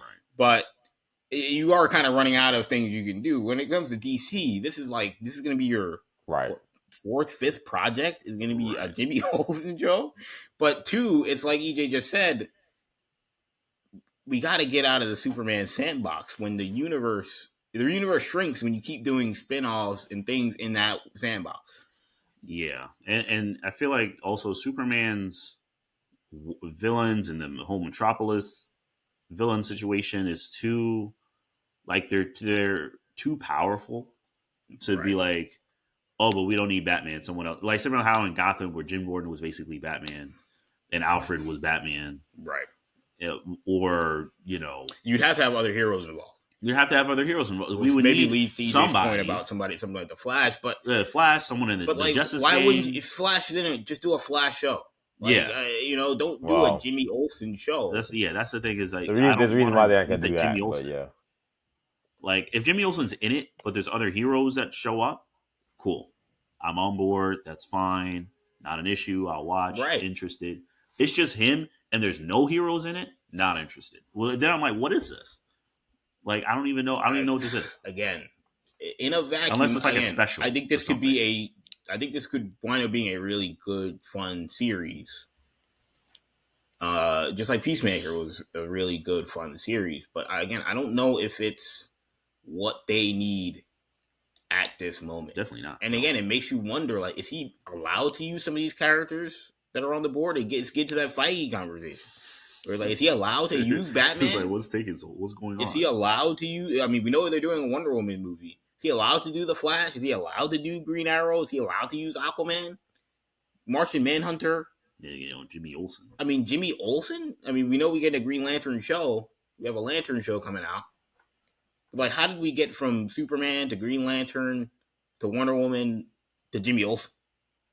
I mean, which did you see that picture of the lanterns that Gunn had to come out and say was AI? I think so. Yeah, it's crazy. Yeah, I think so. Crazy world we're in. Kendall mentions that like there's only we have like 5, 6 DC projects. Like 3 of them would be Superman related. We'd have Man of Steel. Really 4. We'd have Superman. Right, that's what I'm saying. Right, we'd have. Well, I counted that. So I did Man of Tomorrow, Superman, and then this new show, and then Supergirl. Right? All right, Supergirl is true. So we 4. Yeah. So at a certain point, you gotta start to shift gears, and with the Batman stuff being so, it feels like stuck in the mud, and we know a Wonder Woman thing is happening, but we have no updates on like what is happening. Like, we know it's being fact tracked, who's being like, we have nothing on that. So it's just a lot of question marks. It's starting to feel a little poorly planned. Yeah, to me, like, if you can't do Batman, I know this is like, look, we said it a million times. If you can't get Batman off the ground, you don't have a DC universe. I agree. Right? Without Batman, Berlanti found that out, right? But yeah. But take from Berlanti's playbook and like make some other characters really, really cool, right? If you got to make Green Arrow the coolest character in your universe, then do it. I would have preferred, Right? honestly, I would have preferred it's playing. If you're going to play in Superman Sandbox and you're going to do a spinoff, I would prefer they do a Mr. Terrific spinoff. Who'd you Do it, say? Mr. Terrific. I It's do it. terrific. I mean, people have talked about a Yeah, Mr. do a Terrific Mr. Terrific spinoff spinoff. for Like you months. could now let him be. He's a hero. Like have him be in his city, whether it's Metropolis or someone else. Have him fighting the B and C list villains that perhaps like maybe Superman wouldn't be involved with. And you could expand your universe that way, involving an actual superhero, making him cool, and like having him interact with maybe other C and D list heroes, and expand the universe in that way. So I would have preferred that than to this. Now I will say this. I know we've been kind of been crapping on this show. I think there's a chance this show could be really good. I'm not. Yeah, no, I'm not I out. agree. I'm not out on like the idea of the show. I do agree. I think timing is a little interesting, um, and the question of like the question that you invite yourself to when you do shows like this is like, why wouldn't Superman care about anything that's going on? Like they're literally investigating super powered villains, and they don't. Superman's not involved. Like, where is he? Like, and I don't know. Maybe whatever happens with like Man of Tomorrow, maybe would explain that. Like, maybe him and Lex are off world, and that's why we're not getting a lot of Superman. Maybe this is now Jimmy Olsen having to take the reins. Like, there may be some answers to this that we'll learn later on. I don't want to make it seem like James Gunn's an idiot. He don't know how to write around some of this stuff. But that it always ends up being the question when you do writing like this, when you create shows like this. So I don't know. But yeah, I did see that headline too. That was, I don't want to say a surprise because again, it's very easy to jump on your own successes. But the question I always ask with this stuff, and I think it's an important question to ask if you're a creator in this field, like a James Gunn, like a Kevin Feige, would you have made this if Superman wasn't the success it was? And if the answer is no, then I think you really do have to like really question. Not to say it doesn't mean you don't do it, but I think you got to have rigorous questioning about whether that, like what your motivations are to doing this. Are you simply just trying to go Yeah, for a whether or not this is cash actually a good grab, idea. or are you simply Yeah. just trying to get to like a quick, easy yes from like executives that will greenlight something because they know something else worked? Like, I don't think those are motivations to make any project, or at least they shouldn't be the main ones. And that would be my question to James: is like, did you have any thoughts on doing a Jimmy Olsen show when you were making Superman? No, then why are we doing this? We're about to get into this updates on the future of Warner Brothers and whatnot, and their sale. But Yeah, there were people that read this news and were like, "Yeah, Gunn's out of here." Like Gunn. They must be telling Gunn you can't use any characters, and this thing's about to get sold, and this is the end of the universe. And I don't know. That might be an extreme reaction, but again, it's such a bizarre idea that again, I do wonder like what characters is he being allowed to use because Interesting. it just doesn't. I just don't think there's anybody practical that would say I have a shared universe that I'm building DC Studios, and the fourth, fifth thing I'm going to do is a Jimmy Olsen show. I mean, like you said, I don't care how good Superman was. Like After I introduce a whole Justice gang, supposedly. right, Yeah, I'm not gonna do anything on them. I want to see Jimmy Olsen. right. yeah. And let's go. Let's finish up talking about the future of Warner. And you guys talked a lot about this last week, but there was some interesting, what's the word? Dots that were being connected about maybe what's going to happen with the future of DC with Warner Media, Warner Brothers potentially being up for sale, which could, to some people, maybe see the return of Zack Snyder leading things. So, as we know, Warner Brothers Discovery is up for sale, and what people have noticed online is that Zack Snyder has been posting a lot of DCEU images and comments, and he's been liking fan content, about the DCEU and comparing it to James Gunn's DCU.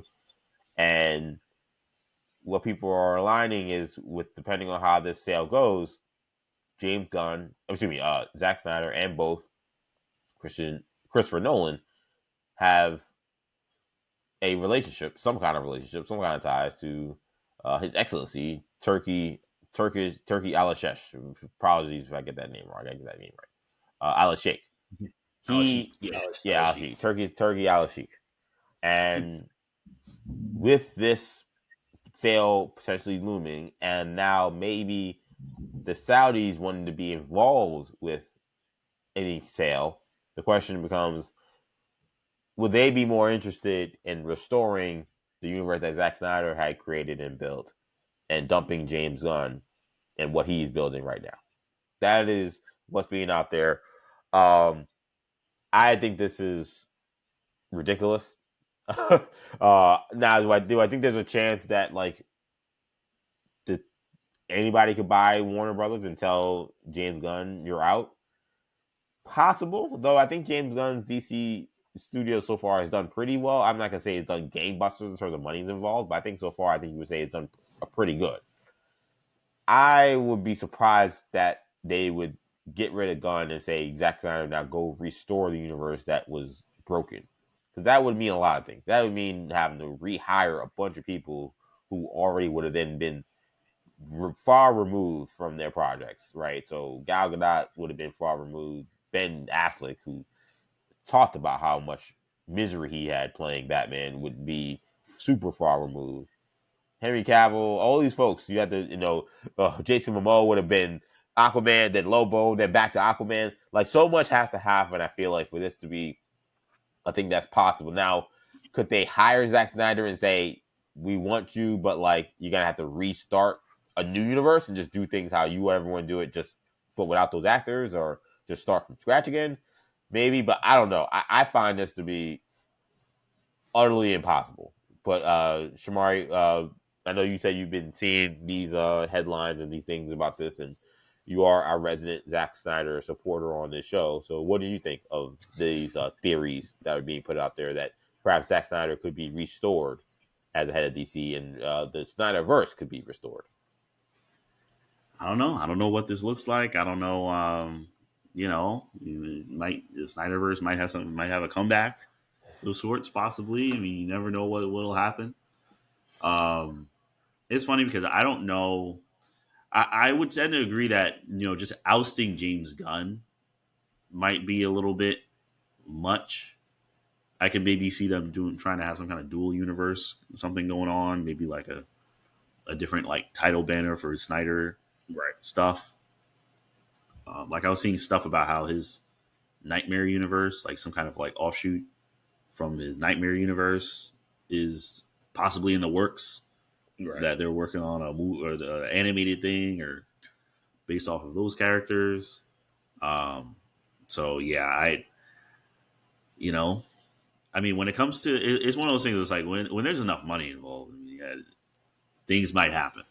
So Snyder has this relationship with Turkey Al-Sheikh. If he's involved, if he is involved in this purchase, and when it comes from people at that high of a level, DC is just at the whim. It's like whatever they say you're gonna do is what's gonna happen. And listen, as much as Snyder is like I guess panned or what have you, he did bring in a lot of revenue to DC and Warner Brothers before. And he has made very highly acclaimed movies. He did, however you feel about it, orchestrate a comic book cinematic universe before. He is one of the few people on the planet that have done that. And, if he's like, oh, let me complete and finish my vision. And he can even say, oh, the last thing I did as a finished product, this Zack Snyder Justice League, this massive, kind of 2-part, 4-part thing, was very highly well received, well reviewed. People said it was good. It was like a finished product. Right. So if he's like, oh, let me work off of that and make more stuff, I don't know. So we'll see. You guys know that in these business circles, I connect a lot of dots. There's always a story behind this stuff, and again, you start unpeeling the onion a little bit, and you get to where do some of these connections lie in, like, that could lead to a James Gunn ouster. I can definitely see the Saudi angle potentially, if the relationships matter here, right? If it's just a totally business, move, which is how most businesses that are spending tens of billions of dollars, on this property are just going to look at this from a business perspective and not Right. take personal, because it's like you're going to lose money if you do something rash. Yep. But if this is not, if the networking and the politics of this can play itself out, again, you mentioned that Zack Snyder, he's making a UFC movie with Dana White, Turki Al-Sheikh, and I also think about another guy that's got a good relationship with the UFC and Dana White and Ari Emanuel, who's the founder of the UFC, the owner of the UFC and Endeavor, and that's The Rock. And I think about the situation with James Gunn and The Rock and how that didn't play out, as well as I'm sure The Rock would have hoped. And I do wonder if if Ari Emanuel's relationship with Turki Al-Sheikh's in a certain way, that he's The Rock's agent, that if they wouldn't then say, look, you might want to get rid of James Gunn, we don't like that guy. I don't know. It's possible, right? And again, from a business perspective, restoring the Snyderverse to me is the only pivot. Like, you can't reboot again. I think that's would be too confusing. Now what I will say, and we talked about this last week. Well, so define can't. Do you mean like can't in the immediate short term?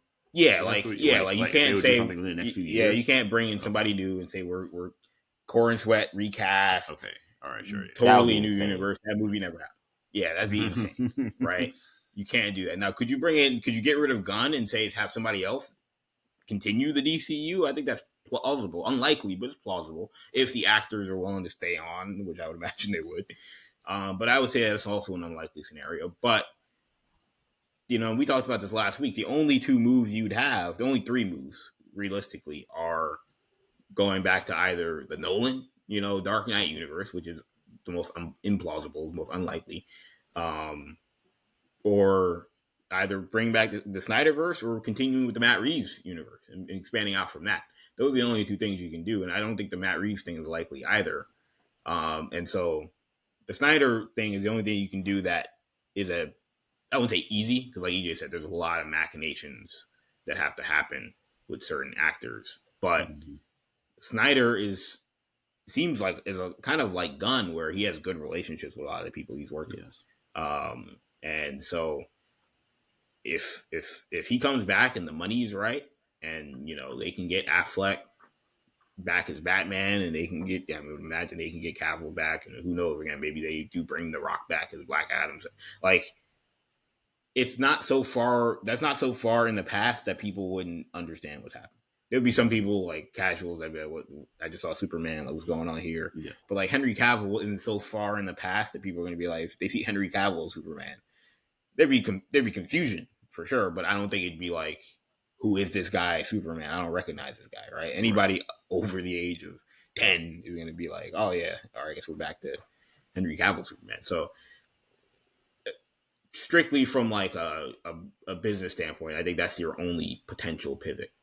And is it better? No, personally.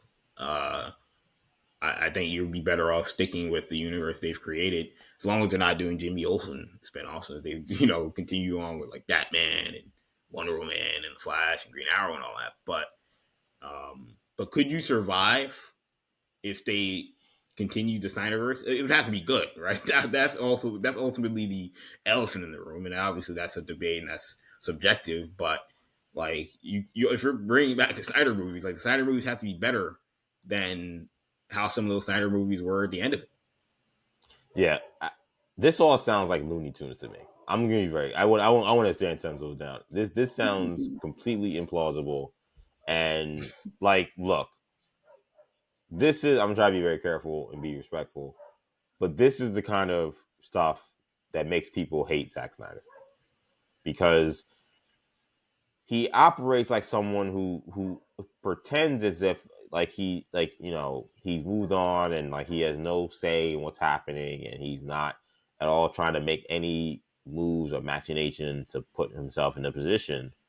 but then he does the things that he does that then I think creates these crazy narratives that get thrown out there and create a furor that then he then distances himself from and says, "Well, I had nothing to do with that." Like, and regardless of the results of who those machinations hurt or who they impact, he then distances himself. I didn't actually do anything when he did do stuff. Like, so to me, this is him being opportunistic and throwing a Hail Mary. He's like, "Oh, it's being sold. This album may be interested. People know I have a relationship with this guy. Let me just start like randomly liking DCEU stuff and posting DCEU stuff again to remind people of like who I was. Remind you that when James Gunn like got this job, like he talked to Zack Snyder and they had a conversation, and Zack Snyder talked about having his support of James Gunn. And then he pulls crap like this. Zack Snyder moves like a snake. He does. And like I think some of the things that have, unfortunately, that have happened to him that are tragic, and some of the things that happened to his career that were unfair, and I think anybody can acknowledge, don't excuse this snake behavior that he does. And what I don't like is that he will be the same person that when you then call him out and like, why are you doing these things that are creating these narratives, and say, well, I had nothing to do with it. This is all fan organic. This is all fan generated. This is just my hands are clean of this, when it's not. Like, I think the idea that like Superman was a successful movie. I don't want to make it more than what it was or less than what it was. It was a very successful movie critically. It was a successful movie overall in the box office. It was more successful than Zack Snyder and what he did with Superman. It just was. The idea that like somehow he's gonna get the reins back to Superman is not something that most people want, and is not something that is plausible in any status unless he puts his thumb on the scale to try to make it plausible. And that's the stuff about this guy that makes him, to me, insufferable. Like, you did your thing. Whoever's fault it was for why it didn't work, it's irrelevant now. It did not work. Everyone's ready to move on except for these legion of people that you've made your minions to do this dirty work for you. So now we got to keep talking about you every 2 or 3 years about restoring something that I feel like, especially because I don't, I work in sports, so I talk to people who like movies. Some people who are super fans like us, but other people who aren't but still watch superhero movies. Like, they're still trying to figure out why like Zack Snyder verse isn't here now. Like, they're still trying to figure that out.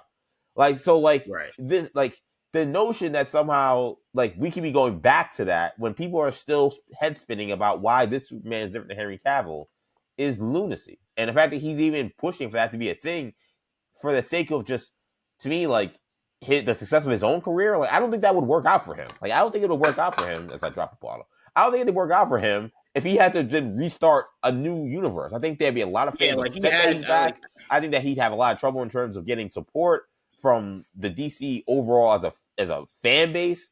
A lot of people, I think he would kill the DC brand if DC rebooted for a third time in like a short amount of time. People be like, "Yo, we're done with this. Like, what are we doing here?" Right. Especially after we started something that actually seemed pretty positive. Like, they would have like a complete utter clown show if they did this. Those are the questions I have. Is that one?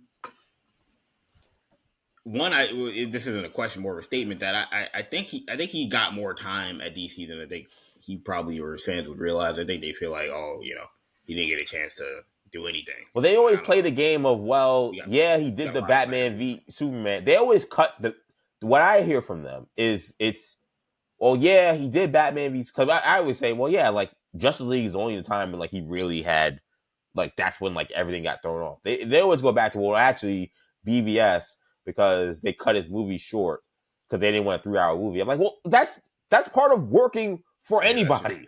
That's just part of having a job. Like, I give stuff to people and they say you got to make these changes. Like, that doesn't mean that your creative license, your creative integrity is being undercut. It isn't. If they say you got to make a movie that's better in 2 hours and 20 minutes and can't be 3 hours rated R, then you got to make a movie in 2 hours and 20 minutes that's not rated R. That's not, he got the leg cut on. Now, yes, you want to say the Justice League when they brought in Joss Whedon and all that stuff? Yes, we all agree they totally messed up with his vision.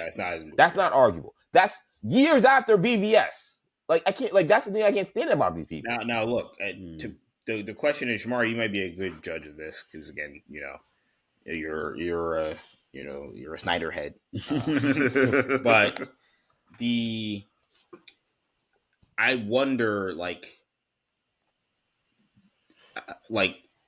how popular is Superman that are they like could they pivot to us back to the Snyderverse, and would there be enough in the general lexicon beyond even just the Snyder people, but like would your general superhero or even just movie podcast people like how would that like how do you think that would be received? Like has the Snyderverse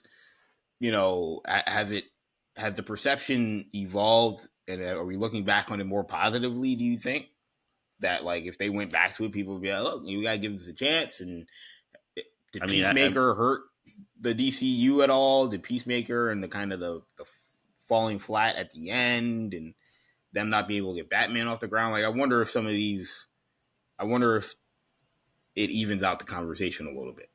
So I don't know if I would say any of that has affected like how people see the Snyder movies, right? Or the Snyderverse, content. I do think it would be confusing. Yes. I think people would be confused. That's why I kind of put forth the kind of making it clear that there's a split here in these universes, as opposed to just getting rid of James Gunn and then just rebooting the whole thing. And we have a third Batman. Yeah, and there's another Batman. Yeah, it's like things would just get very confusing. Like that's why I'm like, I don't know. That's why even like you're saying, I don't even know if Zach would propose that necessarily. Like get rid of James Gunn and his universe is gone and my universe is back. And it's like, well, I mean, I don't know if that is even good from like a fan perspective. Like, because I don't think Zach's like a dummy. You know what I mean? Like he wants people to know and understand what's happening. And I think even he probably would know that, like, hey, if we just moved everything back and put all my people back and just, okay, now we're coming out with, Man of Steel 2. Man of Steel 2. And we're coming out with Aquaman 3. Ben Affleck. And we're coming out with, Wonder Woman 3. And it's like, people be like, what? And mind you, too, it wouldn't even make any sense. And that's a good point you make, too, because remember, Zack Snyder got fired before there was any Wonder Woman 84 or any Aquaman 2. So what are we going back to? Are we going back to prior to he got fired? So, like, is Wonder Woman 84 not canon? Is Aquaman 2 not canon? Now, let me be would think that would not be a huge deal because those movies weren't that great. But, to me, it's like, even, like, doing this thing is so complicated because even after he got fired, DC, quote unquote, still kept a lot of his people. Like, obviously, Harley Quinn is still Harley Quinn in terms of Margot Robbie, right? So, what is the return to the Snyderverse that we even be talking about? That's why this whole thing's ridiculous to me. My gut tells me that if this, again, it's Fantasyland, right? Like, the odds of this happening, I would say, are like, if even the Saudis bought DC, or bought Warner Brothers, I'd say we're talking like 15%. That might be high, incredibly high. That might be high. That is scary too high for me. I would actually, I don't know. I know we do this show, so I guess I'm talking out of my ass. But I would actually consider boycotting DC if this happened. This looks insane. But sorry, go ahead. Now, but in this fantasy land that he was brought back, I would assume that that they would kind of just pick up after all that stuff, like, and he would, because I don't know, like, he had a direction and the direction shifted, but like, I don't know if he was that locked down. Again, I don't know if he was that locked down on anything. Now, again, it's possible that he want to just go back to the stuff with Darkseid and like, right. But I don't, and he may still get there, right? But Steppenwolf, right? The Steppenwolf stuff, like, I would think like you'd want to. Like, just focus on the characters, like, if you can get Ben Affleck back to do his Batman movie, if you could get another Man of Steel, like, I think that would be what he would want. Are you doing the Ezra Miller thing again? That's the Ezra Miller thing is a major problem, right? So, I mean, that's what I want to go back to. Just like I think because we live in a universe. Whenever we talk about the Zack Snyder thing, where the story is being told by, I think, not Shamari, because Shamari is great and smart and fair. But no, I was gonna say like I wasn't saying that. I was gonna say like an unreliable narrator in terms of just like popularity and things. Again, I live with someone who doesn't watch superhero movies that big. I talk to people who love movies but don't necessarily live in the superhero world. I like people just talk about, oh, Ben Affleck was great as Batman. I'm like, a lot of people did not like Ben Affleck as Batman. Like the fact that that's like, I even have to like explain that to people who like are Snyder fans, and not Shamar because he understands, but like they like, what do you mean? Like, no, everybody loved him. I'm like, no, a lot of people thought he looked ridiculous, and like a lot of people did not like him as Batman. A lot of people did not like that he was killing people. Like, I know you can keep trying to spin it in your world that like this is what people wanted, but again, those movies didn't do well for a reason. There's a reason why the creators didn't like it. There's a reason why the fans, a lot of fans didn't like it. Like there's some of this idea that, oh, these are things that actually people really loved, and then they just got cut short. I'm like, this is not Daredevil season 4 ending in Netflix and them being like, oh man, we wanted the show back. Like that, this is not the same thing. It just isn't. No. Like there are a lot of things with Zack Snyder's universe and what he did that people did not like. Man of Steel, I always tell people, yes, there are a lot of people who love Man of Steel. I didn't hate Man of Steel. I didn't love it. I don't think it's as good as this last Superman movie. But I was not a huge fan, but I didn't hate it. Like, there are a lot of people who hate Man of Steel, who strongly dislike it. Like, it is I always say, a polarizing movie. I think it's fair. I'm not saying it's bad or good. It's polarizing. And there's people who are like running around, so everybody loves Henry Cavill. Everybody wants him to be. I'm like, that's just not true. Like, I don't know. Like, in fact, I have to like argue this on like Snyder fans' terms. Always is also frustrating about it because I'm like, you guys live in a bubble where you think that all this stuff was great when it's just tons of evidence. You're just the only ones that care. There are a lot of people who just, yeah, you're right. Yeah, you're 100% right. That they care so much about this that therefore they feel like their opinions really the only ones that matter. It's like, well, no, the people who actually don't care as much about this but may go to a movie to see it, like their opinions matter just as much as yours. And like you can't keep just negating them because they don't get it or they don't understand or they just don't know better. They're fans. They're money. At the end of the day, Warner Brothers want your money just as much as they want the casual people's money. And if you're gonna keep dismissing how those people felt about Zack Snyder, then you're lost. There's no help for you. But but that's the thing so frustrating about this. Anytime this guy comes up, is that we got to talk about his movies and what happened under the lens of what his fans think happened. When that is at least half the truth. I'm not saying it's total BS. Like, again, I will give them the credit where I think it's fair, and I feel like I do. But like this other half that they don't even see as a reality of what it would mean to go back to Zack Snyder, or why people didn't like Zack Snyder, and think that it's just haters or people who are paid off by Disney. It sounds like these conspiracy theories you hear about when we talk about politics. It's actually, it makes my head go insane, and I'm mind blown. I'm like, oh, what? We had the same conversation? Was I in a coma during those years Zack Snyder was alive? We did a podcast every week talking about this stuff. Yeah. I mean, it's we definitely have to kind of confront the reality of how things progressed and what happened, and there are a lot of fans that are just like kind of head banging the wall, like Snyder was the biggest success ever. And it's like, listen, again, that gotta be real. That's why I brought up like the way those movies have aged, and I mean it's not necessarily from a quality perspective, but from the conversation. It's like there's an undertone of like, oh yeah, like you said, those movies weren't that bad, and actually this would be awesome. And it's like, I mean, the Rotten Tomatoes, score is still up there. Right? You can look it up. It's a lot of movies in the 20s, the 30s, and we can talk about the critic score versus the audience score, but like I said, if you're gonna bring from a business perspective, if you're gonna bring back those movies better be better. Like you can't continue to live in the 20s and 30s. That's not good. And I feel like, and I'm a Snyder guy, obviously, but right. Like, I like a lot of his movies. I feel like his projects since haven't been like universally loved. They haven't been as I've heard bad stuff about Rebel Moon. Yeah, like he did Rebel Moon. Yeah. And that was very,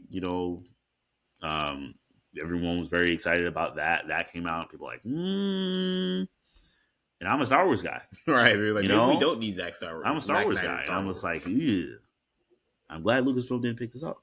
actually, to be completely honest. So it's Yeah. one of those things. But then also on the flip side, he does an animated project with like the Norse mythology and stuff, Thor, Loki, and stuff, and that's fantastic. I'm watching that, I'm like, oh my gosh, this is like crazy. Um, so he's again, it's very like So what I've heard is Zack Snyder should do Thor 5. yeah, it's very like kind of. Okay, you didn't hear the Saudis are gonna buy Disney. The Saudis are buying Disney. Saudis gonna buy Disney, and somehow they're gonna get the access to the DC characters. So the Snyderverse is actually gonna be in the Marvelverse, and we're gonna have DC versus Marvel. We're gonna have Steve Rogers, Chris Evans fighting Superman, Henry Cavill. Yeah, it's just it hasn't been a universal praise since he's been out. So it's one of those things where they would definitely have to if he were just given like just a total just mandate of just you could do what you want, just whatever you want. Like I don't know if that would be the best thing. I feel like there would need to be some kind of oversight. Right. Again, we had a I know what's the name, Hamada was there before, right? He was kind of overseeing a lot of their stuff, but it may be better if there was someone like kind of overseeing the who's directing what, and Snyder obviously may be heavily involved in the vision, but I think there would need to be some kind of oversight of some kind. And that's a good place to leave it, guys. So I want to thank you guys all for checking out this edition of New Generation Hero Talk. Of course, if you enjoyed this episode, you can catch all of our shows on the New Generation Podcast Network. You can find that on Apple Podcasts, Spotify, SoundCloud, Stitcher, and TuneIn. Also, be sure to check us out on YouTube, New Generation Media, where you can see the video version of this podcast on our YouTube channel. Check that out, New Generation Media. Follow us on social media, Twitter, New Generation Pod, Instagram, New Generation Podcast, as well as X New Generation Pod, podcast again. You can also find us on Twitter, New Generation Media. Facebook, sorry, New Generation Media. Follow us individually. You can find me, EJ_Stewart on X, Action EJ on Instagram, TikTok, MC Sham22 for Shamari on Instagram, and for Kendall, you'll get at New Gen Ken on Twitter. For Kendall, for Shamari, I'm EJ. Take it easy, guys. Peace.